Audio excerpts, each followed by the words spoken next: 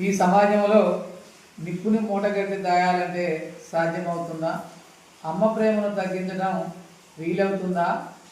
నిప్పు లాంటి నిజాన్ని దాయడం సాధ్యమవుతుందా? మన జ్ఞానేంద్రియాలను అదుపులో లేకుంటే మన నాశనం మొదలవుతుంది అంటూ నేను ఒక కవితా గేయాన్ని రాశాను. అది మీ ముందు చదివి వినిపిస్తాను. మంటను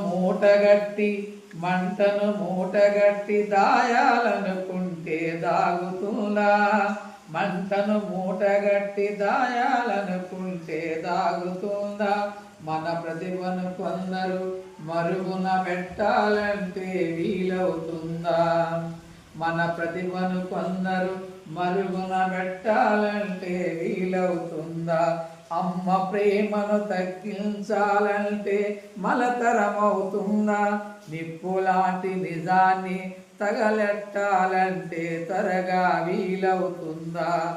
పంచభూతాలను కట్టడి చేయాలనుకుంటే మన వల్లవుతుందా? మంటను మూటగట్టి దాయాలనుకుంటే దాగుతుందా?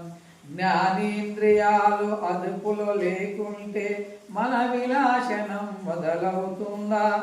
అందుకే లోకైతము నేర్చుకో, మంచి పనులు అలవర్చుకో, పెద్దలను గౌరవించుకో, నీ బాధ్యతను నిర్వహించుకో. మంటను మూటగట్టి దాయాలనుకుంటే దాగుతుందా? మంటను మూటగట్టి దాయాలనుకుంటే దాగుతుందా?